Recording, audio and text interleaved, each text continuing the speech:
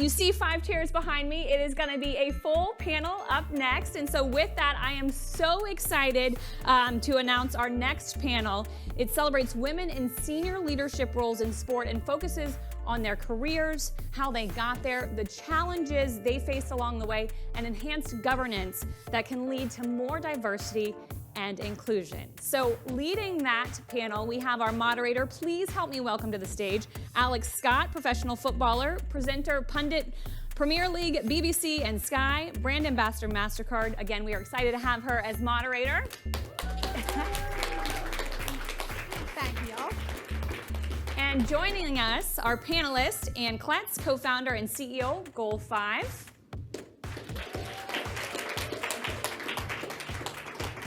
Chris Pantoya, Chief Commercial Officer and Head of Strategy, Fan Controlled Football. Courtney Steisack, Senior Director, Partnerships and Marketing, Angel City FC. And last but not least, Mary Wittenberg, President of League One Volleyball. Woo! Thank you. I just felt like we were all on like a catwalk coming down there, walking down. I didn't know how to strut down. But it's a joy to be here, finally in person. I know we've done a lot of Zoom things over the last couple of years, but to be able to be here with you all is a pleasure. And I know you're going to be hearing from me a lot more over the next 2 days. So this session is all about you guys. And I feel like already within the hour, I feel so motivated to already wanting to do more in what I do in the field that I am, and lead the way even more. And that's what it's about today, celebrating women in those roles, as Anne was saying, and Katie also. But let's go straight, because I know we're against the clock, but I'd open it up to you guys to do an introduction, how you got into the role that you're in now. Great, you want me to start? Yeah, what? We'll Okay, pass first it down the line. I think I have to cross my legs here, so I'm okay. I'm Ann Kletz. I'm the CEO and co-founder of Goal 5. We are reimagining sport performance apparel for women, creating a company that will be the sports brand for her. And what else do you want me to introduce? Like how you got into the role. Wow, it was kind of like all paths of my life led here. So I spent the first 25 years of my career building nonprofit organizations, and many of those years were around sport for social change and empowering girls through sport. Last 4 years, I did executive search, which kind of felt at the time like a left turn. But in hindsight, now that I'm building a team at Goal 5, those 4 years of executive search was very, very helpful. And I had a friend, actually a person I didn't really know, come to me with an idea. His name's Keely Wax. He's my co-founder, with this idea around Goal 5. And he really felt like, the fact that women didn't have proper gear for them in the sports space was just another symbol of inequality in sport.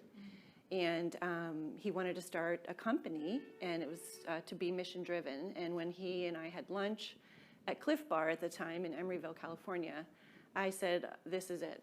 All paths of my life have led here, and jumped on board and been building the company for about the last 5 years. Thank you. Hi, I'm Chris Pantoya, Chief Commercial Officer and Head of Strategy at Fan Controlled Football. I spent really probably the first 20 years of my life in the mobile and telecom space, spent a little bit of time in cable. As I got closer to this end of my career, I spent 3 years at Verizon leading corporate development for media and entertainment, and so acquired a number of companies for Verizon. And from there, ended up going to the NBA league office and leading direct-to-consumer globally for the league. And absolutely loved it. And the reason I left was I had an opportunity presented to me to join a public company's board, and I wasn't able to do that from the league. And so I went ahead and took the opportunity, made the leap. It was in the middle of the discussion about women on boards, and I thought, hey, I've always heard that the first one is the hardest one to get, and so I made the leap with no other plan other than to take this board seat. And then from there, decided to do some entrepreneurial things. I've been with very large companies all my life and really decided that I wanted to do something that I could put my fingerprints on and help build. and ended up joining the group at Fan Controlled Football to help launch the league. And for those of you who don't know, it's a completely fan-controlled league. It's real athletes playing real American football games. And fans get to draft pick their players. They get to play call real time during the games. Last year, in our first season, we actually allowed fans to overturn ref calls that they felt were inappropriate or bad, which was a bit of a coup. And so, so it's a lot of fun. But certainly feel like, similar to as you said, I feel like I've used every skill I've ever acquired in any industry to get to here, and been able to parlay that into what I'm doing today.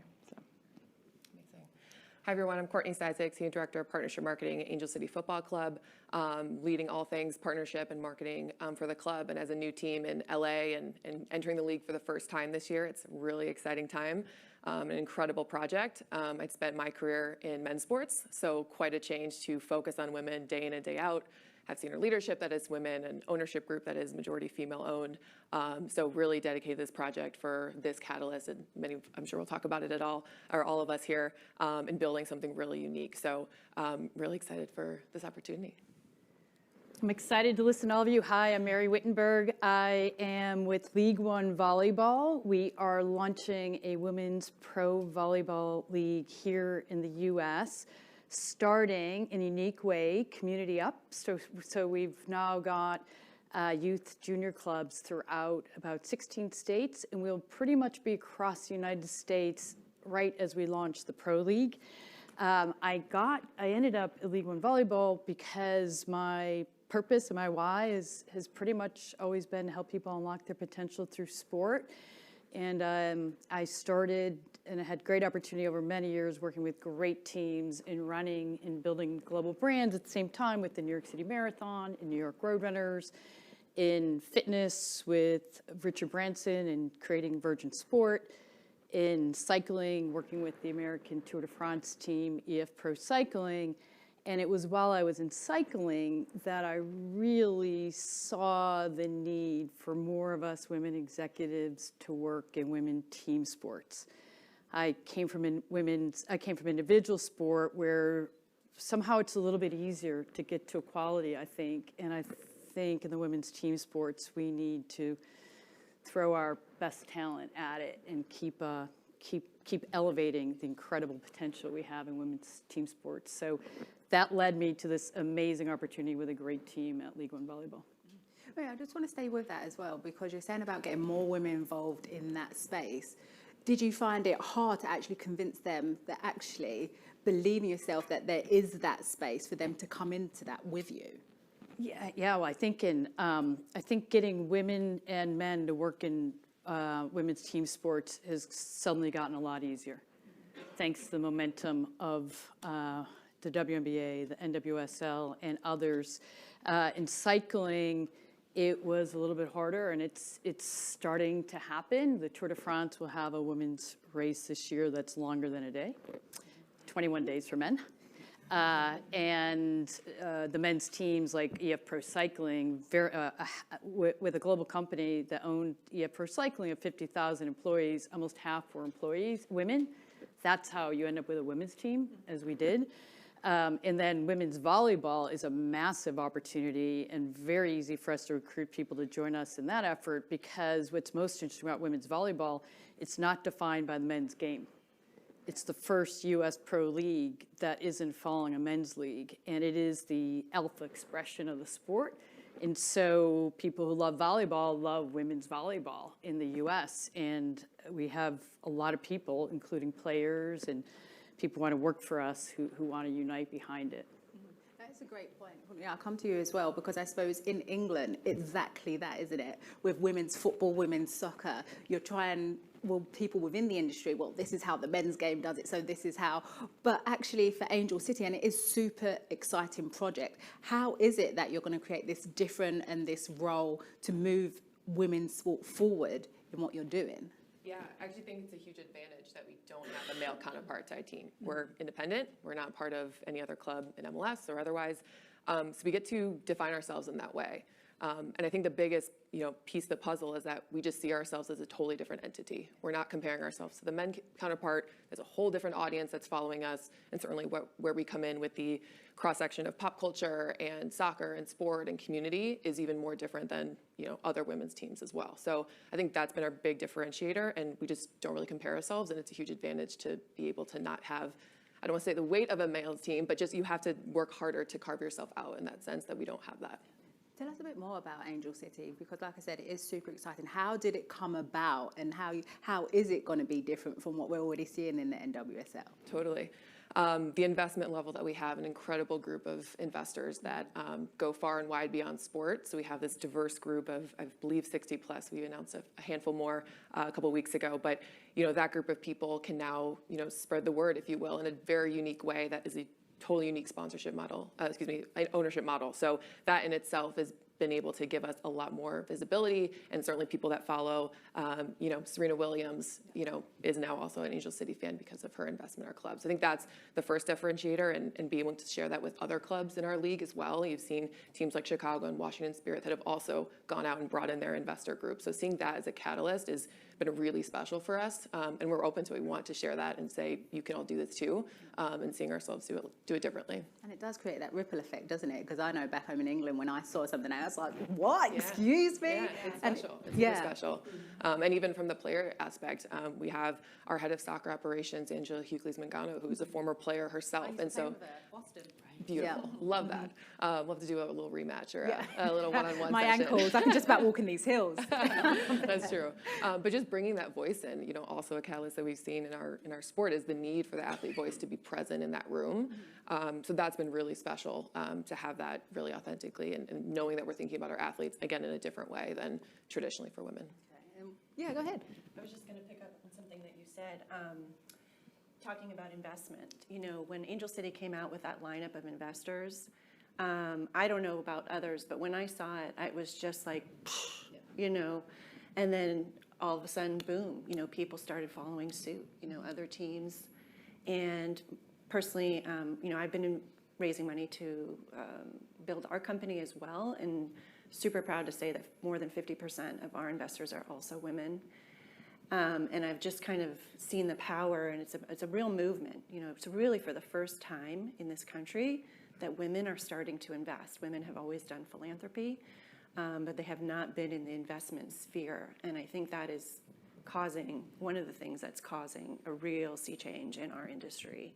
So I just wanted to highlight that. Do you think it goes back to as well what we were hearing Anne say about, even though females are in positions, it's actually looking back and actually how can I bring more with me into those sort of roles? How important is that? Oh my gosh.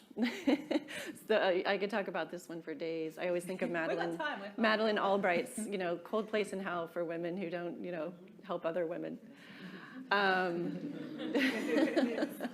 It's everything. We were talking about this earlier, Courtney and I. It's just so paramount. One of the organizations that I started, nonprofits, was called Sports Bridge. It was one of the first sports organizations for girls back in the 90s. And the whole program was built around mentorship. We built a kind of big sister, big brother program, but it was around sport.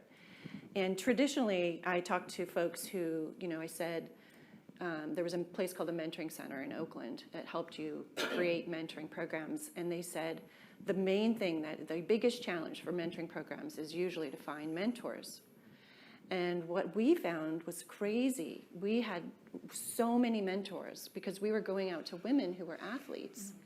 And there's a real passion, I think, among women who have been in the sports industry, have been athletes in particular, to want to give back because they see the power and they see how sport has absolutely transformed their lives. And they want to be able to make sure that girls coming behind them have that same opportunity. So it's just massive. And we try to live that with our company as well. We hire former professional soccer players from the Seattle Reign. Shout out to Ellie Reed on my team. She played there, and she, spent her life in sport. And, when she came out, was looking for a career and saw her potential and said, we need a head of operations. And she hadn't done that before, and she's in the role and she's killing it. Do you think as well, like how you said she hasn't been in that role before, but taking the time to mentor and develop and believe as well, having that trust in someone? Yeah. It's really, yeah, go ahead. I was just going to say, from a fan-controlled football perspective, one of the things that I've seen us do, I think, quite effectively, and it comes certainly from the CEO, co-founder of the company. He's a girl dad, which I think is always really helpful because, you know, he's paying it forward and thinking about what his girls are going to face in their lifetime. But one of the things that we've talked a lot about is starting with everything from the way we've thought about the fan interaction and making sure that there are opportunities for individuals, male, female, designated otherwise, doesn't matter. We want people to be able to come in and invest individually. So we've done investment raises through Republic so that it really starts to resonate with the fan base because they're truly owners. Then, you know, we also, in our initial seed round, we worked with Lightspeed Venture Capital as our lead. And Mercedes Bent over there, one of the partners, has been working very closely with us. And so she's very focused on more females at the table. And it's a constant conversation that she's having with us, reaching out. Are we thinking about this enough? Have we worked hard enough to make sure that we've got not only females in the C-suite, 3 of us in the C-suite are females, but are we also thinking about the football operations side? And so the majority of our medical crew, including our chief medical officer for the league, is a female. And so I think, you know, just really building that around yourself that says from the ground up, at every level, thinking about, you know, how do you make sure that there's representation? And then, you know, the team ownership. So we've been able to design our team ownership from the ground up. Renee Montgomery, WNBA star, Hall of Famer, owner of the Atlanta Dream, actually. She is one of our owners, one of our team owners. And so when you put that kind of advocacy all around us and, you know, we all share that desire to pull others in with us, I think that's really helpful versus just saying like, look, we've just got to get people in the C-suite, or look, we've just got to, you know, pull in people in the ranks, whatever. We've tried to think about it at every level and from every direction, really. It is super interesting with that fan-led area of it, but how do you then take the emotion out of that from fans? Because we all know fans are so passionate. Yeah, you know, actually, you know, kind of looking back to my time at the NBA, whenever there were situations where, you know, we would be in the news on Monday morning and there was intensity and fans were fired up, the one thing that we would get reminded by the commissioner was, hey, you know, it's a good thing when people are passionate, even if they're angry, when they're passionate, when they're excited, it means that you're relevant. Now you got to go fix it, and you got to address whatever the issue is, but you've got to first relish in the fact that they're paying attention. And so I would say we take a little bit of a similar approach. We know that fans get really fired up and take a real kind of personal stake. We get emails to the executive escalation box that will say, I am an owner of XYZ team and I want your attention. And that means that they invested anywhere from $150 to $1,000 in the team and in the Republic raise, and they want our attention. And so we give them the attention. But I do think that fans know the responsibility they have, and they're excited about it as co-owners in the opportunity. They know that they've got the kind of the requirement to make good decisions and, you know, get out of just emotionally based decisions. So I think when you give people that opportunity, they rise up to the occasion, which we've seen fans do. Yeah. Mary, I'm going to come back down to you as well, because it is the first of its kind. In terms of moving it forward, how are you mapping out the league and its future? Well, it starts from both ends of the spectrum. Definitely thinking about ownership, thinking about governance, as we talked about earlier. How do we have diversity of thought, diversity, obviously, we have a lot of women, but diversity in gender, race, culture, all of it. And then the other is, how do we help every girl and every boy have a chance to play volleyball? So in the middle, we all gather around these incredible collegians who haven't had a chance to play pro volleyball. They're the best in the world. We won gold in the USA, we won gold in Tokyo, and they have nowhere to play. As a reporter said, it's like the dream team without the NBA. Win gold medal, come home, no league. If you want to play right now, 25,000 college athletes, if you want to play pro ball, you have to go live overseas. That can be a good option, but not for everybody. So everybody rallies around, we need to have a pro league so that these women have a chance to play, so that we have women coaches, so that we have women in the business. But it's We need strong, diverse governance, ownership on one side, and the whole inspiration is, can we position sport, introduce sport in a way that every girl and ultimately every boy believes they can play too. It's actually interesting. On the flight over yesterday, I was watching King Richard, and it reminded me, because I would say back home we have a real issue at the moment, because football, I started playing football in a football cage. It's easy, accessible, go down the end of my road and play football. And I think we've gone away from that. So is it the importance that you're saying that, yes, it's for everyone, making it accessible, that we are reaching every single kid that does want to play? Yes, and I think who does this best is basketball, because at least in the US, there's a court on every corner. So how do we in volleyball, down the line, end up with nets everywhere? And soccer, all you need is the ball. How do we have the volleyball? Be something a kid's walking down the street holding. But it is so important to open it at that young age. And as we know, then we lose girls as they hit teenage years. And that's why having all of our sports is vital. We do not need to channel. We don't need every girl to play volleyball. We need every girl to play sport. We need every boy to have an opportunity to play sport. So it's keeping them in sport right when it gets hard, especially for girls in those teenage years, that I think we need to really focus. And then some are going to go be the best in the world, like you and Crystal and others. But others, like I like to say, can we be the path to pro? Yes, we may be the path to play pro volleyball in the United States. We may be the path to be a pro in your life, because you're more confident, you have more friends, you feel like you belong and have a community because you played sport. And that's, I really believe, together we can provide these kind of opportunities. Messages in that, like how you just said. I'm going to come back to the NWSL and the governance around that, because we know what's happened over the last couple of years in the league, with the league commissioner stepping down.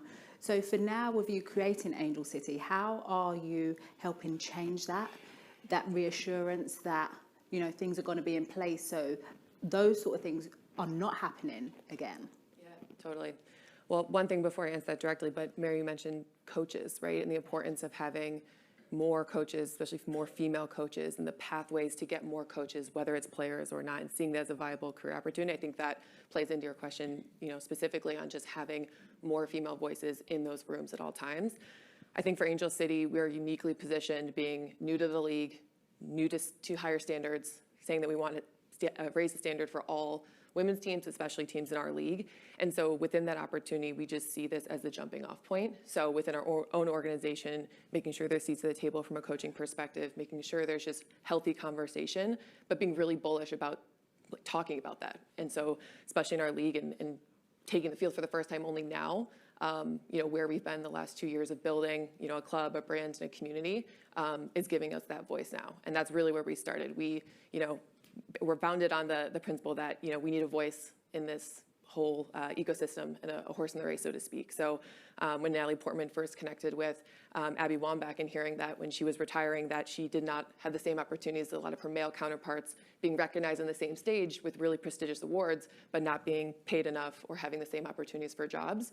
So truly that was the catalyst to say, well, how do I fix that? Oh, I have to have a voice and have to have a team in this league to be able to provide better opportunities, to have a different experience, to elevate everyone here. So it's really rooted in that exact point of wanting to be better. And I think we're all in a period in the last maybe 2 to 3 years of burning it all down to rebuild it back up. And we think we are at the forefront of that and know that we are. And certainly, we'll make good on those promises in years to come, but we've come out of the gates wanting to be that change. So really excited for that. And then Chris, I suppose it comes back to giving everyone a voice and the importance of that in what you're doing with the fan-led group as well. Yeah, in addition, and I would just say on the athlete front, clearly we're playing American football. It's the first stop for us. We believe that we want a full year-long slate of fan-controlled sports, and so there will be other sports in the future that may be more akin to co-ed nature and that type of thing. So we've had those discussions. But one of the things that we've really spent a lot of time and energy on in this first year since launching is really making our athletes more than an athlete. And I think it holds true whether male, female, no matter what the situation, there's this opportunity that says, how do you take these athletes that have performed at elite levels and they either will or won't go on from our league to play in the NFL. You know, there have been a couple of guys in our first season that did get picked up from the NFL because they got that extra look that maybe they had gotten looked over in the past. But even more importantly, what we talk to the guys about, and we bring in speakers, we bring together content throughout the season around how do you become more than an athlete. One of our co-founders and our commissioner at Fan Controlled Football is a former NFLer, and he says, look, I was in the league for, I believe it was 9 years, and he said, and I knew that I wouldn't have a full 40-year career doing that. And so he got into modeling, acting, all kinds of ventures that he's involved in. And so I think that's really important with these sports platforms for us to think about how do we take these high-level performing athletes and also help them build that future that says, beyond athleticism, what else do you want to achieve in your lifetime? And yeah, I think it is. We talk about our championship game is called the People's Championship because it really is for the people, by the people, with the people. And fans get to pick everything from the logos. They submit designs for logos for new teams. They get to, name the teams. They get to chime in when it comes to setting rules for the league book, And so it really is about that kind of one voice and letting everyone be heard, and then moving forward in a way that everybody understands, like, how did we get to this conclusion, You made some good points there that got my brain ticking in terms of the athlete being more than the athlete and knowing that, and brands and actually using your platform. And do you think that's the thing, because brands are looking to get involved more and more than ever, especially within female sport, but it's knowing that, I don't know, we're going to stand for more and use platforms and help drive social change? Absolutely. Well, we knew from the get-go we were going to be a mission-driven company. Goal 5 was going to be a mission-driven company, and it was wonderful because we had kind of this blank slate to create the mission side. We actually started to do work on the mission side before we even launched the brand. There was a Tibetan girls soccer team that wanted to come play in the United States, and they were banned from playing here, and we kind of got involved in helping them get into the country. And that was, before we even started the brand. And coming from the nonprofit sector, I had spent many, many years building private nonprofit partnerships. And one of them was with Nike over 5 years. And I was able to bring kind of what I felt worked well in those partnerships and what didn't work so well. And one of my takeaways was, that companies tended to kind of have flavor of the month, and then they would work with maybe a nonprofit organization, and then they'd move on to something else. And so we wanted to kind of reverse that, talking about doing it how you want to do it. Just again, I had the same sensation as Angel City and what you're building, that we can kind of do this however we want, which is just really, really liberating. But we decided with the mission piece, that we were going to select a couple nonprofit organizations that we wanted to support. One is Soccer Without Borders in the United States, and one is Moving the Goalposts in Africa. And that we were going to work with them and forever. And as we grew, we would layer on more partnerships, but we would stick with those organizations through the duration. So, just being mission-driven, I felt like we've just had a luxury because we've been able to build mission authentically into our company. I think it's a lot harder for organizations and companies that are much larger who come to that realization later in life, later in their evolution. But we had the luxury of kind of building that into the DNA of the company from the beginning. That's great. And I suppose we all sit here and we're celebrating, but if we're being real and honest, exactly like how Anne was saying, we're just not there yet, are we? We're still having to push and to fight. So I'm going to come back down the line with each of you having a voice on this, that what do you see the obstacles right now in terms of what you're doing, and how are you going to get over that? We definitely have a lot of upside in front of us. I think brands and fans are key.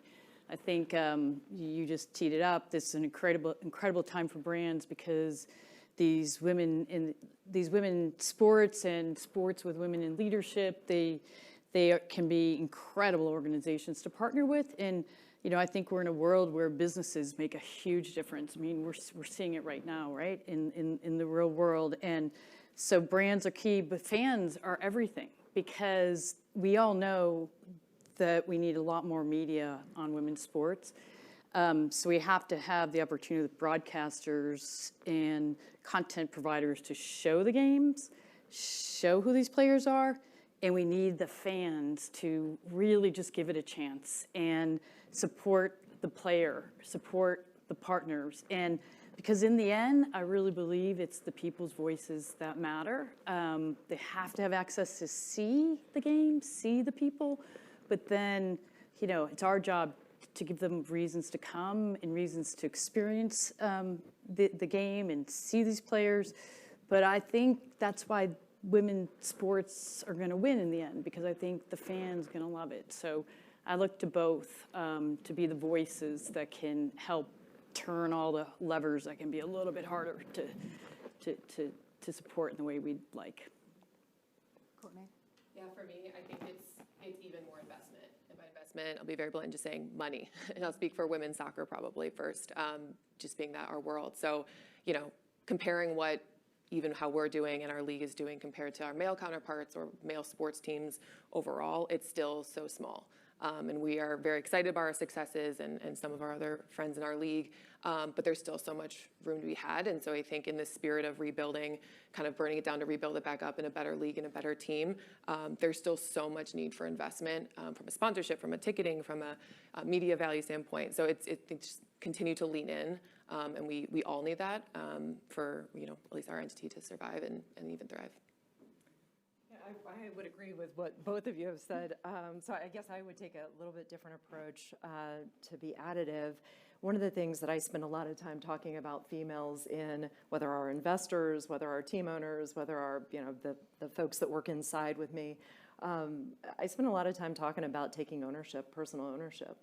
And, you know, I was thinking about this on the way in today and thinking about like lessons I've learned. And, you know, I was thinking back like, oh, 5 years ago, I remember when this happened and like, what did I take from that? And I thought 5 years ago, just last week, I had someone say to me after being in a business meeting with them, and a very well-meaning, kind person, male, said to me, wow, you know, having never met you before, sitting in this meeting with you just now, I was really surprised at like how impressive you are. And I thought, my first reaction was embarrassed, and then my second reaction was, what did he mean? Like, what was he expecting from me, and why did he expect something else, like, other than me to be at the top of my game like he is, or that anybody else? Right, and so, exactly. And so, what I take from that is, you know, probably earlier in my career, it would have felt offensive. It would have felt like, wow, I really don't belong in this room. What am I doing? Like, who am I pretending like I belong here? Instead, I've tried to step back and say, so that's that person's, he misspoke and maybe he didn't know the harm that that kind of a conversation could do.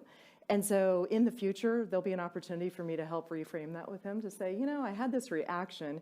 And so again, it's that taking that ownership, and it's also taking ownership of how you show up.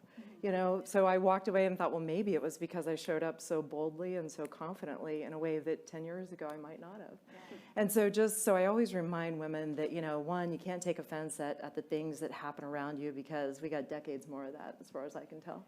Two, you know, you got to really take ownership of what you control, which is you and how you show up and how you know, strap on that confidence and like walk in like you own the place even when you're not feeling it. And there are days you're not feeling it, you know. So I think it's those kind of lessons that I take, and I think I like to take that because it's what I can control most immediately and what I can help others control most immediately.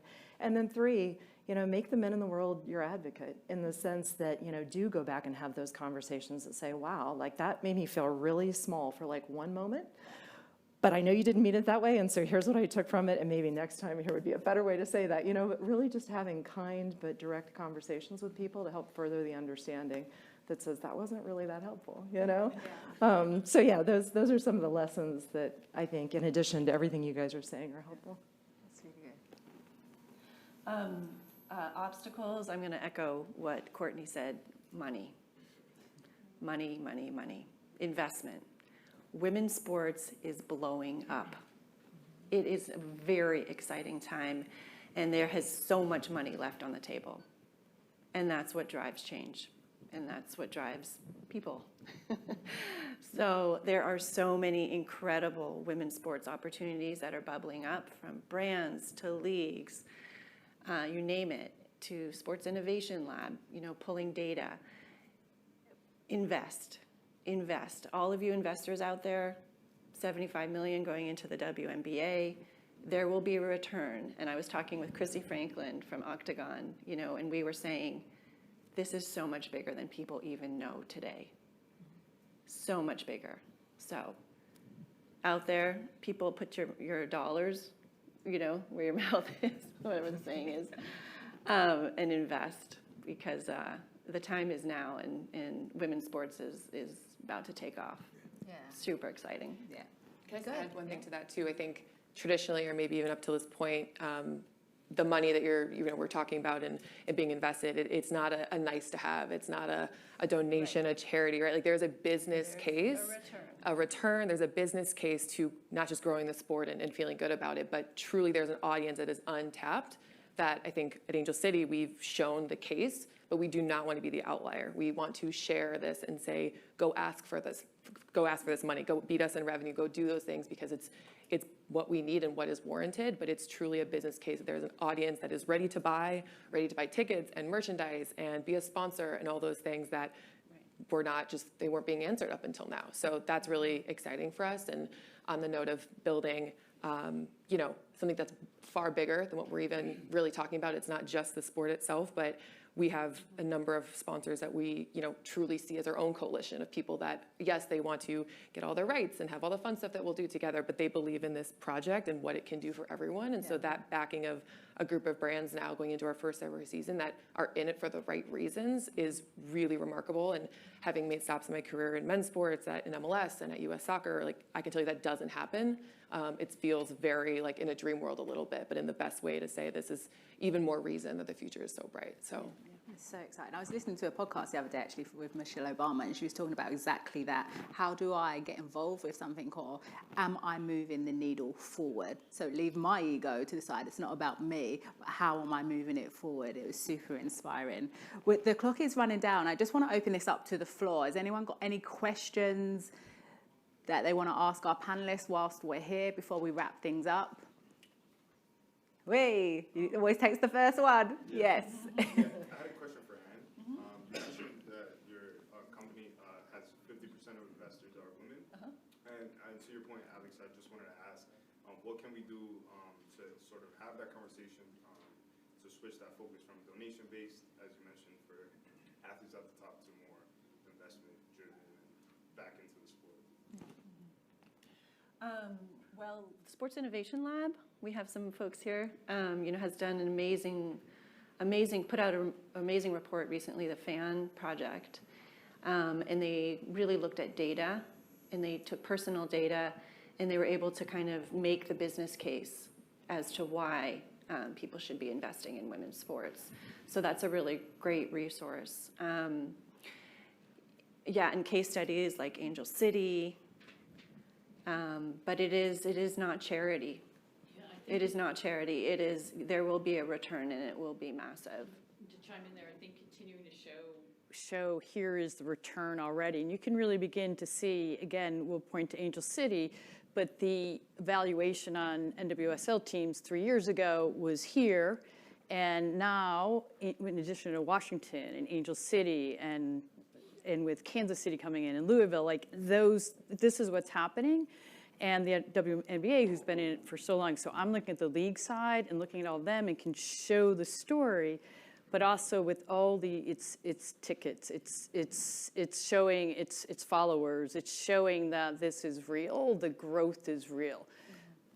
Right, and just showing too that I think with social media, it's just leveled the playing field for female athletes. Women can build their brand. Female athletes now can build their brand, and just. Yeah, there's so many things to look through, so many signals where you can see things going like this, right? And so it's just time to put the fuel on the fire, as they say. I think to add to that as well, I know when I first come into the game, it was always like as if I was made, I should be grateful. I should be grateful for the pair of the boots that I'm getting or the kit that I'm being given for free. It was never about pushing and asking for more. I think we're at a time now that we know where female sport is going. Yeah. That's how Angel City changed it. They came in and said, here are our league revenues per team. We believe our value is here. And we need to do more of that. And it's historical, but it's the future trends too, right? Like we can say, this is where this is going. Here's where the women consumer is going. Here's where the demographic of population is going, where minority is going to be majority, right? You've got to, if you're a brand, you're looking out, where is it going? So I think showing both sides and being really confident. Like, why would we take X? We're worth Y. And that's where some investors standing behind us who can say, yeah, take the risk. Wait for Y. Don't take X. It's not what the real value is or should be. I think on a similar front, with fan-controlled football, we've attracted, not just female, and it's not about female athletes in our case, but it's about a very diverse fan base, and it's a much younger fan base than traditional sport. And so having that same conversation with investors that says, this is serious. I mean, this isn't a bunch of gamer kids in their basement like hanging out. These kids have money to spend. They're a viable, authentic audience. And when we talk to brands, I mean, brands come back to us and they're like, oh my gosh, we've been trying to figure out how to reach this audience, and they don't listen to anything that they don't want to hear. And so how are you doing it so authentically? We have people engaged for, 2 hours worth of gameplay and taking actions and making choices and that kind of thing. So I think it gets down to really showing the authenticism of the conversation with the female athletes and that direct connection to the female fan, or in our case with that younger fan and younger audience that says we're making real authentic connections. And so many brands in the world want access to that, and they don't know how to do it, particularly the more traditional brands, right? They're struggling to say, how do I kind of make that leap into the next gen conversation? And I think these are some of those ways. And so being able to say that very bullishly to investors and say, hey, this is the future, I think is really important. I think the importance as well for brands, especially getting involved, but knowing that this is a relationship. This is not about just, oh yeah, 1 year I'm going to add my name to something. You're being a part of us and building with us to get to the top. In terms of, so when you take brands, are you thinking that way as well? Oh yeah, absolutely.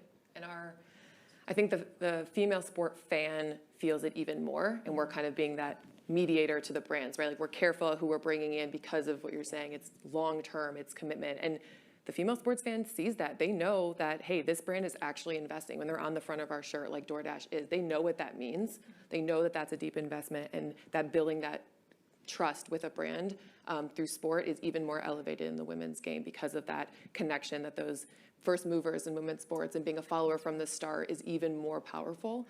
So it's making those brand connections even more authentically, but absolutely seeing it. And there's an honor that comes with that, right? Is it just for our club and for female sports, fans of female sports, whatever the entity is, there's a bit of weight that comes with that in the best way possible, because you want to do it honor. You want to find the brands that are truly invested for the right reason. So absolutely feeling that all the time. And brands have a chance. You just said first mover status. Volleyball is here because of Title IX. And Title IX said time to be equal. Yeah.